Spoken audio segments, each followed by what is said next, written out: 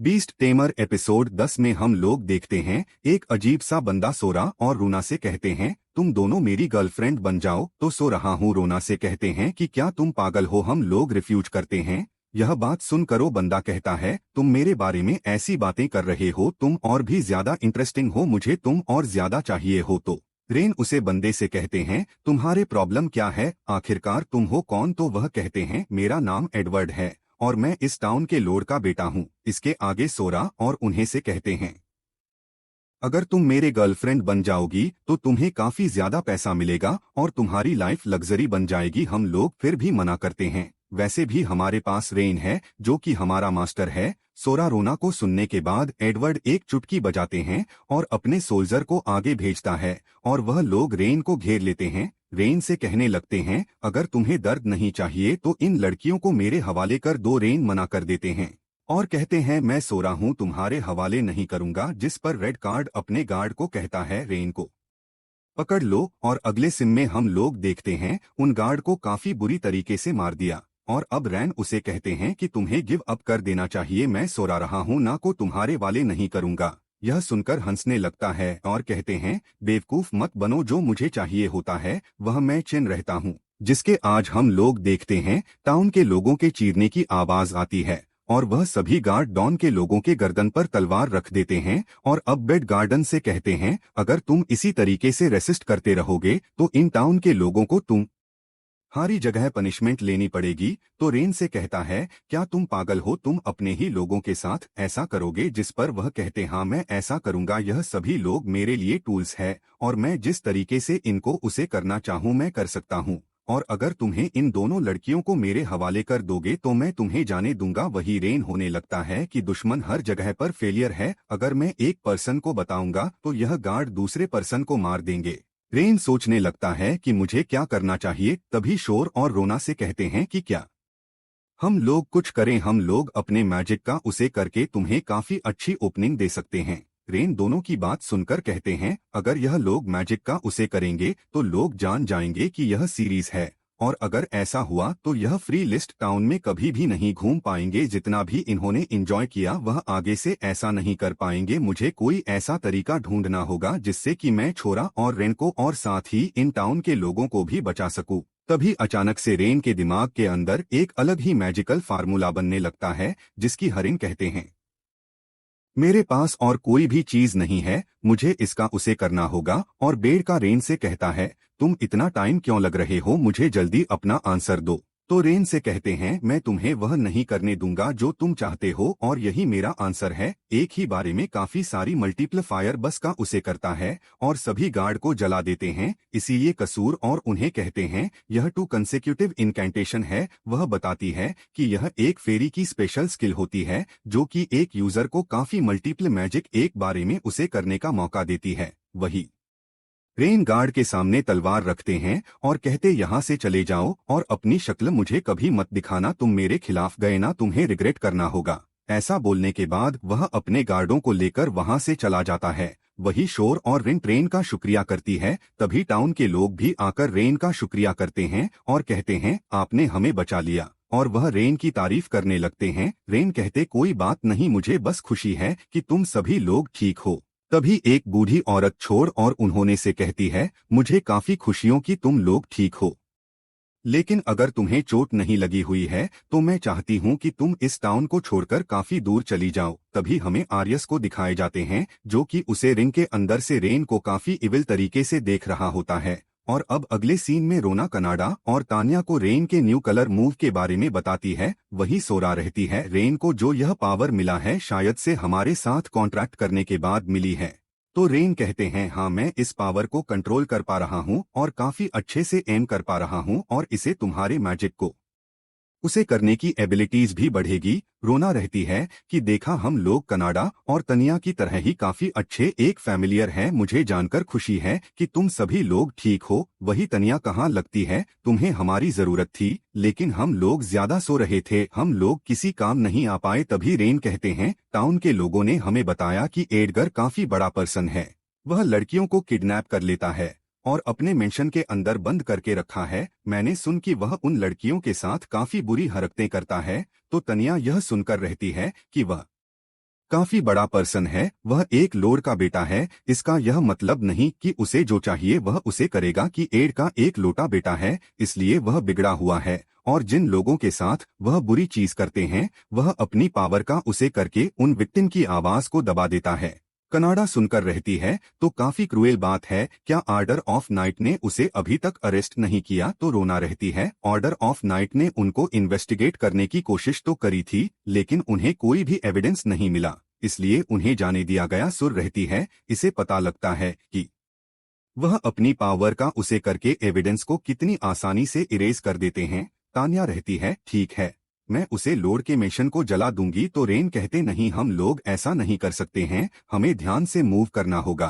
तान्या कहती, हमें जल्दी करनी होगी क्योंकि वह बंदा अभी भी सो रहा और रेन को टारगेट कर रहा होगा, सिर्फ उन्हें कि नहीं, टाउन के लोगों को भी, और साथिया तुम्हें भी वह टारगेट कर रहा होगा। रेन किया था, इसी वजह से तो हमें सोच समझकर काम करना होगा। और अब रेंज सच में पड़ जाता है, वह कहने लगता है कि यह टाउन के डार्कनेस के बारे में मुझे पता लग गया है। मैं सभी को बचाना तो चाहता हूँ, लेकिन मैं कोई हीरो नहीं हूँ, नहीं मैं ब्रेव हूँ, मैं तो सिर्फ एक बीस्ट टेमर हूँ। तभी रेनकोट बूढ़ी औरत की याद आती है, जो उनसे कह रही होती है कि इस टाउन को छोड़कर चले जाओ।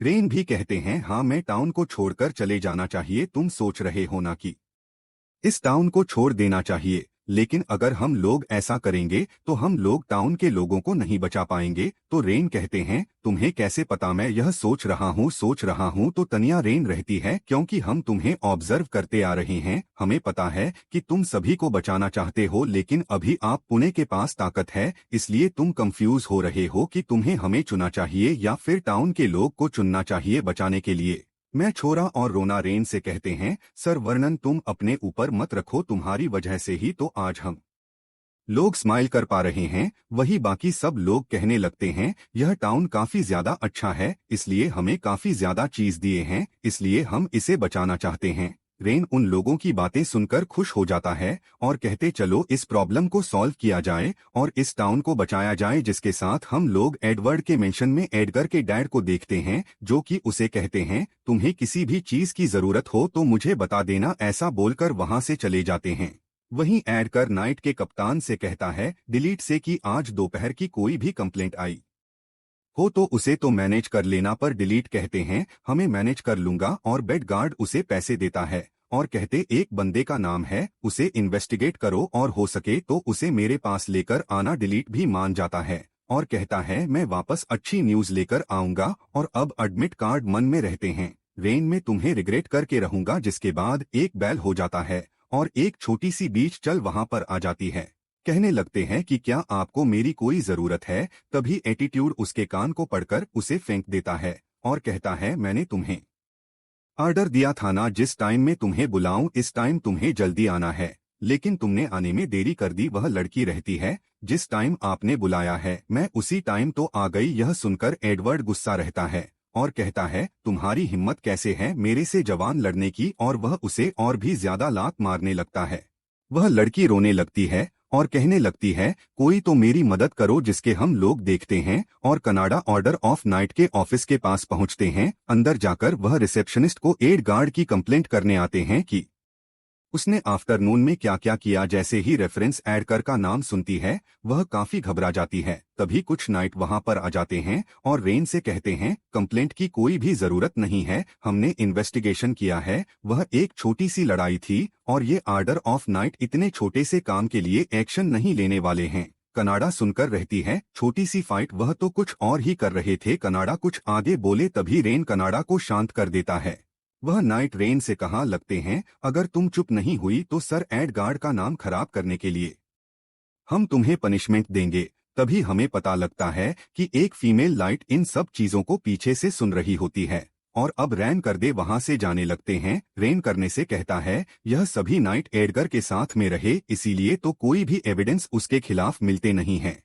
तभी कनाडा को लगता है कि गली में से उनकी तरफ कोई नजर रख रहा है। कनाडा पूछते, तुम कौन हो? तभी गली में से एक फीमेल लाइट आती है और कहते हैं, मैं तुम लोग का पीछा नहीं कर रही हूँ, मुझे सिर्फ तुम लोगों से कुछ बात करनी है। वह अपना नाम ट्रेलर बताती है और बताती है कि वह ऑर्डर ऑफ नाइट की वाइस कैप्टन है। यह सुनकर हैरान हो जाते हैं कि वाइस कैप्टन, और अब वह अपना इंट्रोडक्शन देते हैं। उसे उनका नाम सुनकर रहती है तो वह तुम लोगों और कहती है, बात करने से पहले मैं तुम लोग का शुक्रिया करना चाहती हूँ, क्योंकि मैंने सुना था कि अल्टीमेट कैट्स पीरियड ने और एक एडवेंचर ने बैंडिट के ग्रुप एवं फ्रेंड को हराया था। और वह कहती है, उसे टाइम भी और अभी भी मुझे काफी ज्यादा खुद में डिसअपॉइंटिंग फील होता है, क्योंकि लोगों को बचाना तो मेरा काम है और मैं ऐसा नहीं कर पाई, और इसी वजह से मैं उसे लोड को पनिशमेंट देना चाहती हूँ जितना भी वह ईमेल काम करते हैं, और इसलिए मैं चाहती हूँ कि तुम दोनों मेरे साथ काम करो। और वह बताती है, ज्यादातर ऑर्डर ऑफ नाइट लोड के साथ पैसे की लालच में बिक चुकी है,